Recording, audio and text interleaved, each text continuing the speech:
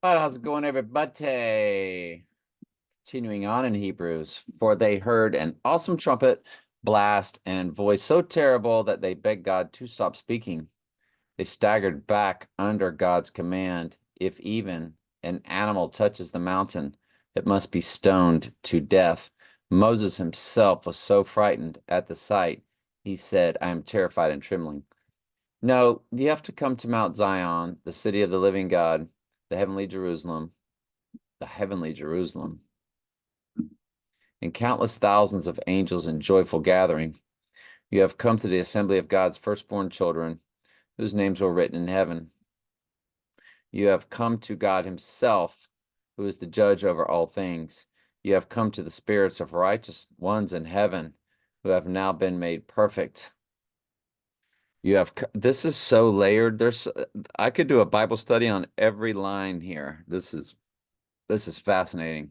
You have come to Jesus, the one who mediates the new covenant between God and people. Of course, in pagan Rome, they've got his mother doing that mediation. So satanic.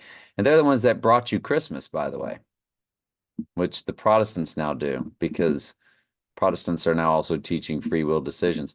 The Baptist churches were not teaching free will until the 1800s when Virginia and Maryland, I mean, Virgin Maryland took over the country. Yeah, it's fascinating. Forgiveness instead of crying. Let me see. You have come to Jesus, the one who mediates a new covenant between God and people, and to the sprinkled blood, which speaks of forgiveness instead of crying out for vengeance, like the blood of Abel. Be careful that you do not refuse to listen to the one who is speaking. Again, simple instruction sounds like the illusion of free will. It's not. It's the illusion of free will. That's the parable. It's giving instruction as if you have any ability whatsoever to follow it. But the instruction is still given, as if to say, it was out there, it was there. Many are called, but only few are chosen to understand it. Now, of course, it doesn't say most are called or all are called, but few are chosen. It just says many. Many people do hear the truth, but only few are chosen to understand it and receive it. That's the call from man, not the call from the Holy Spirit. The call from the Holy Spirit is not denied. All sheep receive the call. They are programmed and predestinated to it per the will of God. When God spoke from Mount Sinai, his voice shook the earth, but now he makes another promise. Once again, I will shake not only the earth, but the heavens also. Did I read this up here? Be careful that you do not refuse to listen to the one who is speaking. For if the people of Israel did not escape when they refused to listen to Moses, the earthly messenger, we will certainly not escape if we reject the one who speaks to us from heaven. When God spoke from Mount Sinai, his voice shook the earth. But now he makes another promise. Once again, I will shake not the earth only, but the heavens also. Good stuff. Let's read through that in the King James. And the sound of the trumpet, the sound of the words, which the voice that they heard entreated that the word should not be spoken to them any more. For they could not endure that which was commanded, as if so much as a beast touch the mountain, it shall be stoned or thrust through with a dart. And so terrible was the sight that Moses said, I exceedingly fear and quake. But ye are come unto Mount Sinai and unto the city of the living God, the heavenly Jerusalem, and to the innumerable company of angels, to the general assembly and church of the firstborn which are written in heaven, to God, the judge of all, and to the spirits of just men made perfect. See, men are made perfect through the Holy Spirit. The heavenly Jerusalem, of course, is the final destination. So there's a lot of stuff bounced around up there. I just wanted to we'll read the last verse also in the poetic King James, whose voice then shook the earth, but now he hath promised, saying, Yet once more I shake not the earth only, but also heaven. Let's move over to Daniel.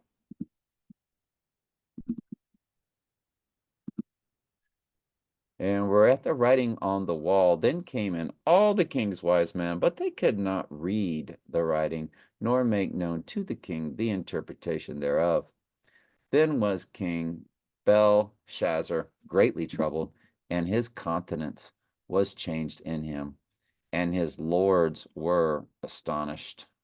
Now the queen, by reason of the words of the king and his lords, came into the banquet house, and the queen spake and said, O king, live forever. Let not thy thoughts trouble thee, nor let thy countenance be changed. In other words, quit freaking out. There is a man in thy kingdom in whom the spirit of the holy gods, that was their world, and in the days of your father, light and understanding and wisdom, like the wisdom of the gods, was found in him. Of course, Daniel was getting it from the one true God, but that was not what was passed down to them. Only Nebuchadnezzar fully understood it and wrote Daniel 4, previous chapter, previous studies, whom the king Nebuchadnezzar, thy father, the king, I say thy father, made master of magicians, astrologers, Chaldeans, and soothsayers, talking about Daniel. Daniel was made king over all the astrologers. Did Daniel practice astrology? No. But he was over them because of his, see, that was the realm of the metaphysical world. And the magicians and the astrologers and the Chaldeans were connecting to the demonic realm and through astrology and all that kind of stuff. And Daniel, of course, connected to the Holy Spirit realm and was always victorious over the magicians, astrologers, Chaldeans. But since we're in Babylon, they just put Daniel in charge of the astrology, put Daniel in charge of all things metaphysical, all things spirit, all things spirit world, all things they couldn't really understand as kings, but they had their core group of magicians, astrologers, Chaldeans, and soothsayers, and then Daniel to handle things that were out in that sort of spirit realm. For as much as an excellent spirit and knowledge and understanding of interpreting dreams and showing hard sentences and dissolving of doubts were found in this same Daniel, who the king named Belteshazzar. Now let Daniel be called, and he will show you the interpretation, O king. Quit being troubled, says the queen, right? All right. That pretty much is it. I'm glad y'all are here. I love you very much. Ask questions anytime. That's what I'm here for.